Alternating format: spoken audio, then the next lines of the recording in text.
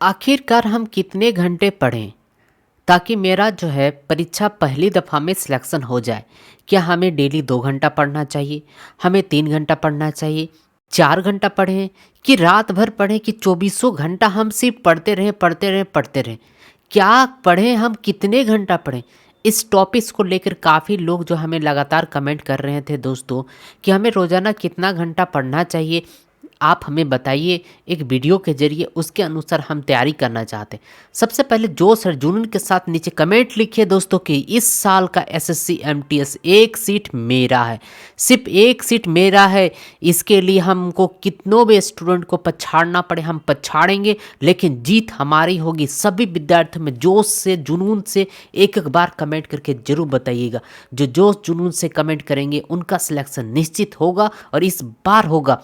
और ख़ास करके जो हमारे चैनल को सब्सक्राइब किए उनका नौकरी 100% होगा। जो हमारे चैनल को सब्सक्राइब नहीं किए उसे ज़िंदगी भर कभी भी नौकरी नहीं प्राप्त होगा। इसीलिए यदि आप नौकरी चाहते हैं तो बिना चैनल को सब्सक्राइब किए हो कभी भी मत जाइए, और सब्सक्राइब कर लिए इसका मतलब आपका नौकरी 100% है। चलिए वीडियो को स्टार्ट करते हैं और आपको आगे की ओर बढ़ाते हैं। आज हम आपको अपना पर्सनल मोबाइल नंबर आपके साथ शेयर करेंगे। प्ले स्टोर में खोलने के बाद यहाँ पर सर्च वाले बटन पर करना है दोस्तों कॉल मी फॉर ऐप लिखा हुआ, तो आप सभी विद्यार्थी जितना जल्दी हो सके अपने अपने मोबाइल में डाउनलोड करें। यहाँ पर सर्च फॉर कंसल्टेंट, यहाँ पर देख पा रहे हैं दोस्तों सबसे फर्स्ट में स्टूडेंट रिसर्च का ऑप्शन आपके पास आ जाएंगे। जैसे यहाँ पर टैप करेंगे दोस्तों इस प्रकार से आपके पास आ जाएंगे। ये ऑडियो कॉल के लिए रखा गया और ये जो है वीडियो कॉल के रखा गया, और उसमें हमें कॉल कर लेने।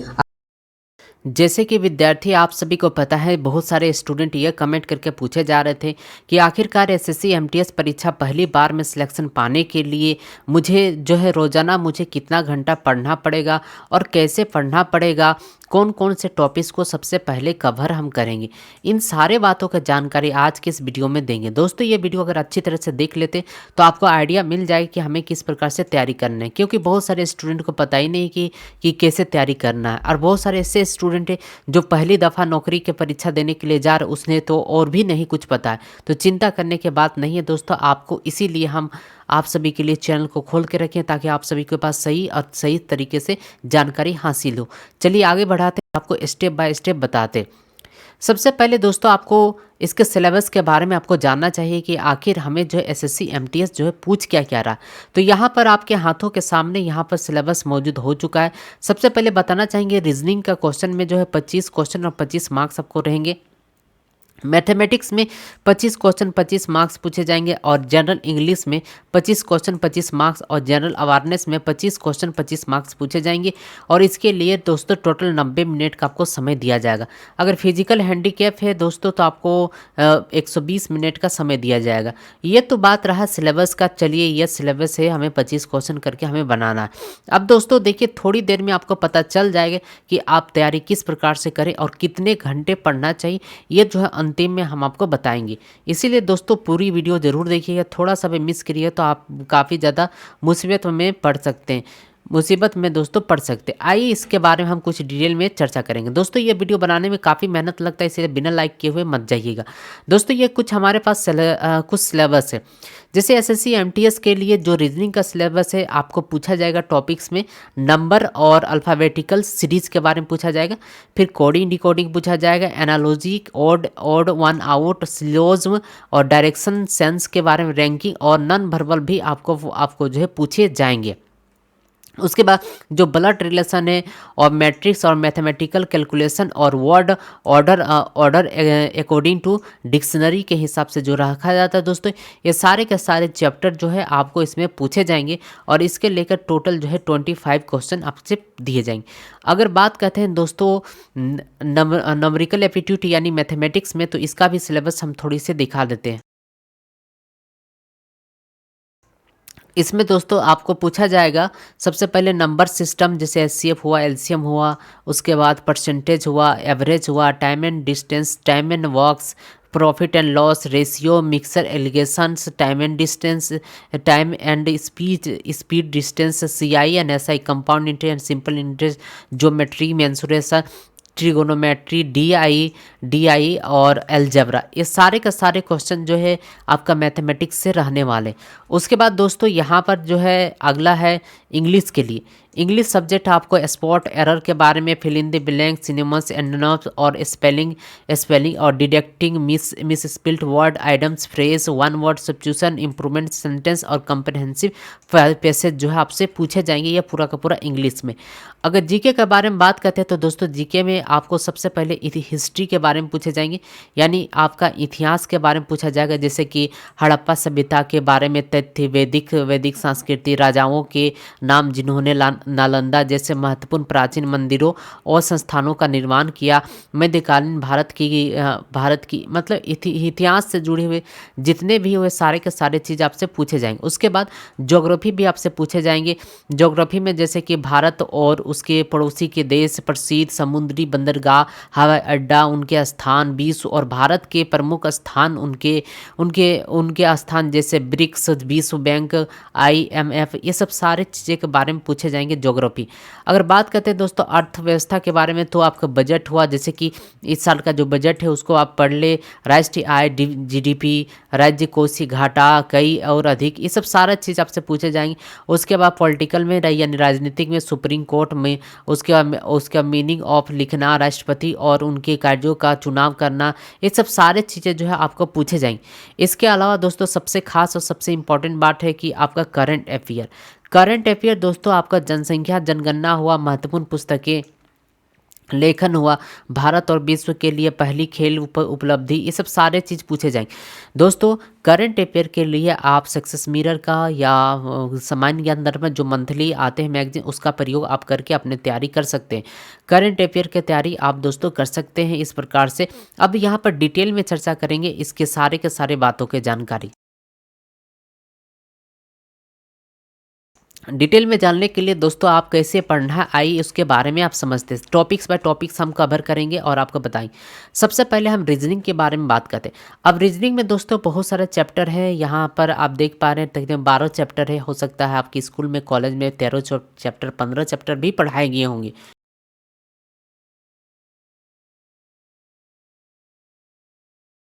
देखिए दोस्तों बुक किताब का अगर बारे में बात किया जाए तो किताब में बहुत सारा चैप्टर होता है, बट सबसे पहला बात कि आपको सिलेबस देखिए, SSC के सिलेबस में क्या क्या पूछा जा रहा है, क्या क्या नहीं पूछा जा रहा, उसी टॉपिक्स को कवर करिए। अब यहाँ पर कुछ ऐसे टॉपिक्स है रीजनिंग की तैयारी करने के लिए, जैसे कि नंबर हुआ, कोडिंग डिकोडिंग हुआ। अब इन सारे चैप्टर में सबसे आसान और सबसे ईजी कौन सा है?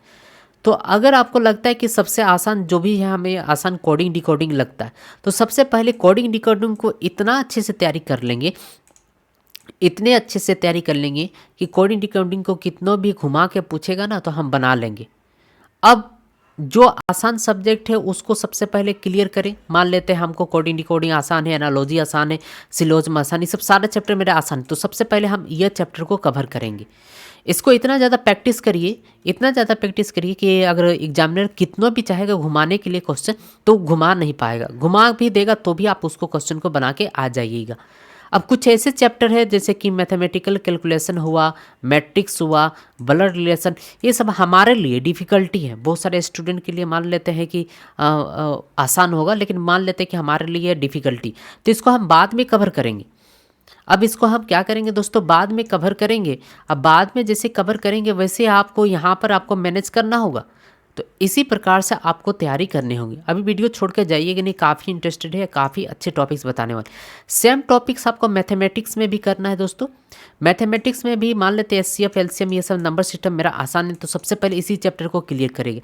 मान लेते हैं प्रॉफिट लॉस और time and distance, time and works हमारा हार्ड है, तो इसको बाद में हम तैयारी करें।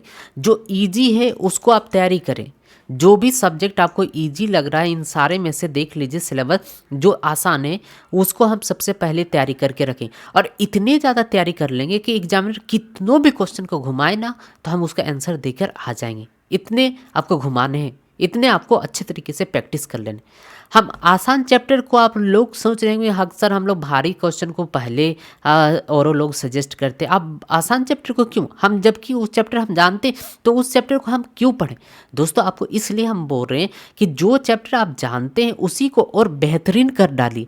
इसलिए बेहतरीन कर डालिए ताकि जब भी एग्जामिनर कुछ भी क्वेश्चन को सेट करे तो उससे कोई भी क्वेश्चन छूट ना पाए। अदरवाइज भारी वाला तो छूटेगा ही छूटेगा, जो आसान है जो आप जानते हैं वो भी क्वेश्चन आप छोड़ कर आ जाइएगा। तो इसीलिए जो आसान चैप्टर है उसको और आसान कर ले, उसके बाद भारी चैप्टर को आप पढ़ें। यह बात रहा मैथमेटिक्स। उसके बाद इंग्लिश में भी सेम फंक्शन, जो चैप्टर आपको आसान है उसको सबसे पहले, जो भारी है उसको सबसे बाद में। रीजनिंग जीके में भी सेम क्वेश्चन है, जो चैप्टर में यानी जैसे इतिहास आपको आसान लगता है तो सबसे पहले इतिहास को ही क्लियर कर ले, भूगोल आपको भारी लगता है तो इसको बाद में क्लियर कर। जो भी चैप्टर आपको भारी है उसी को पहले, उसको बाद में करें, जो आसान है उसको पहले करें। ये तो था कि आसान और भारी के बारे में बात। अब हम पढ़ें तो कितने घंटा पढ़ें दोस्तों, अब यहाँ पर ले चलते हैं आपको उसी सिलेबस को दोबारा। अब देखिए मान लेते हैं अब हम चुन रहे हैं यहाँ पर रीजनिंग है, मैथ है, इंग्लिश है और जीके है, ठीक है।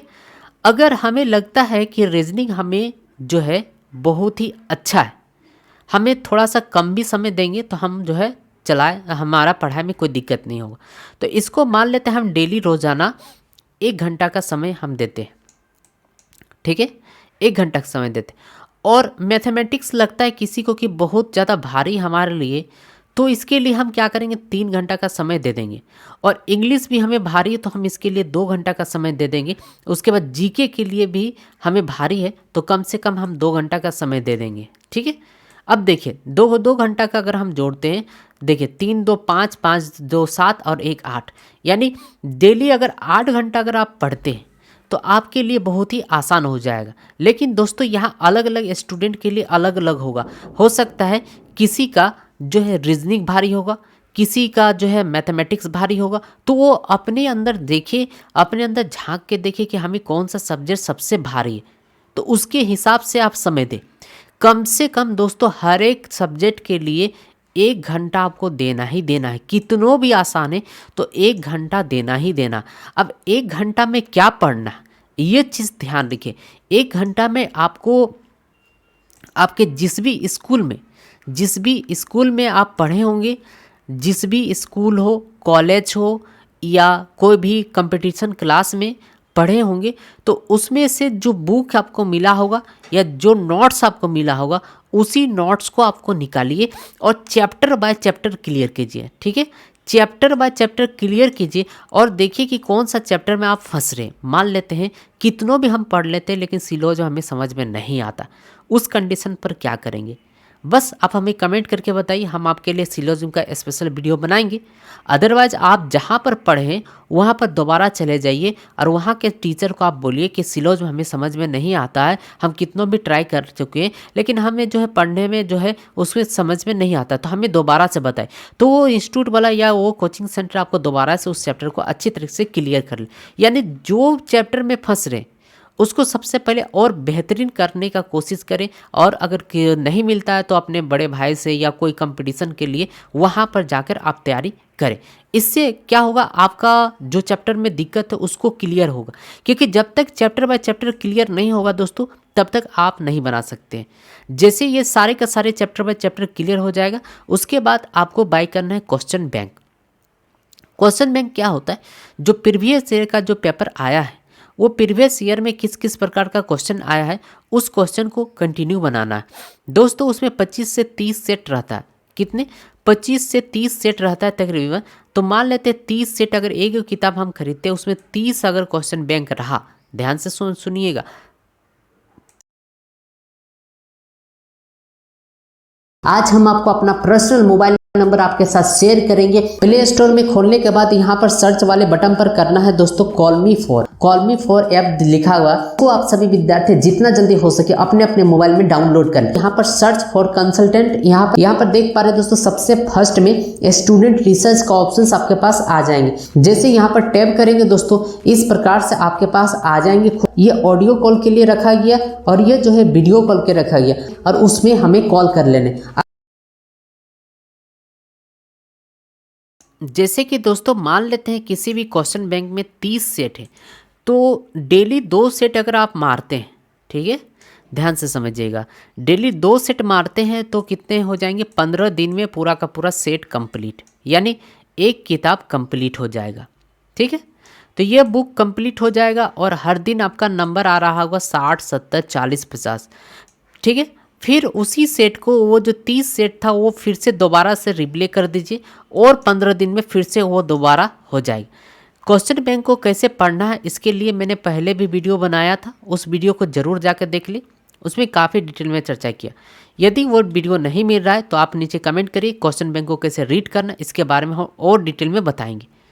ठीक है, तो उसके बाद क्वेश्चन बैंक को हम क्यों प्रिफेयर कर रहे हैं, क्योंकि अगर आप सब्जेक्टली बाय सब्जेक्टली नहीं पढ़े अच्छी तरह से और डायरेक्टली क्वेश्चन बैंक यदि आप पढ़ रहे हैं तो आपको क्वेश्चन नहीं बन पाएगा, क्योंकि क्वेश्चन बैंक में चैप्टर बाय चैप्टर नहीं रहेगा, बल्कि कभी कोडिंग डिकोडिंग, कभी मेंसुरेशन, कभी सिलोज, कभी नंबर सिस्टम, कभी अल्फ़ाबेट्स, कभी नॉन वर्बल, इस प्रकार से क्वेश्चन रहेगा, यानी कि खिचड़ी बन जाएगा। तो इसीलिए सबसे पहले आप चैप्टर बाय चैप्टर को क्लियर करें, आपका 100% सिलेक्शन होगा। और दोस्तों आप अपने ज़रूरत के हिसाब से पढ़ाई करें, यानी कि कम से कम अगर आप 24 घंटा है तो कम से कम आपको 8 घंटा डेली, आपको रोज़ाना कम से कम आपको समय देना ही पड़ेगा। 8 घंटा से दोस्तों यदि आप कम समय देते हैं तो आपका सिलेक्शन होना थोड़ा सा दिक्कत हो सकता है। इसीलिए यदि आप चाहते हैं कि मेरा सिलेक्शन पहली दफ़ा में हो जाए, पहली बार में नौकरी हो जाए, तो 8 से 10 घंटा डेली आप पढ़िए, कम से कम 8 से 10 घंटा आप पढ़िए, कंटिन्यू पढ़िए। ज़्यादा कहाँ, कितना दिन है, जुलाई में परीक्षा, 4 महीना आपके पास समय, 4 महीना में ही आपको जो करना है सो 4 में, उसके बाद पूरा ज़िंदगी खेलते रहिए ना, गेम खेलिए, वीडियो गेम खेलिए, जो करना है करिए, जहाँ घूमना है घूमिए, कोई आपको बोलने वाला नहीं होगा। दोस्तों अगर एक बार नौकरी हो जाता है तो पैसे जब कमाने लगेगा तो अपना खुद का पैसा का बात ही अलग होता है। इसीलिए आप कोशिश करें कि 8 से 10 घंटा, बाकी हम टिप्स और ट्रिक आने वाले दिनों में हम अच्छे अच्छे वीडियो लाएंगे ताकि और आपके लिए बेहतरीन हो और आपका परीक्षा पहली दफ़ा में निकल जाए। आज का वीडियो का सेक्शन हम यहीं पर ख़त्म करते हैं। वीडियो कैसा लगा नीचे कमेंट करके ज़रूर बताइएगा। इसके बाद नेक्स्ट वीडियो हम देंगे इससे भी बेहतरीन तैयारी करने का कुछ टिप्स और ट्रिक, ताकि आप सभी अच्छे तरीके से जान पाएँ। वीडियो देखने के लिए दोस्तों धन्यवाद। कॉल मी ऐप के जरिए आप हमें ज़रूर कॉल करें, कॉल करके आप हमें पूछ सकते हैं, अपनी सलाह ले सकते हैं हमसे कि कैसे तैयारी करेंगे, क्या करेंगे। तो आप कॉल मी ऐप का ज़रूर प्रयोग करें, अपने मोबाइल में आज ही डाउनलोड करें call me for app. Video देखने के लिए धन्यवाद।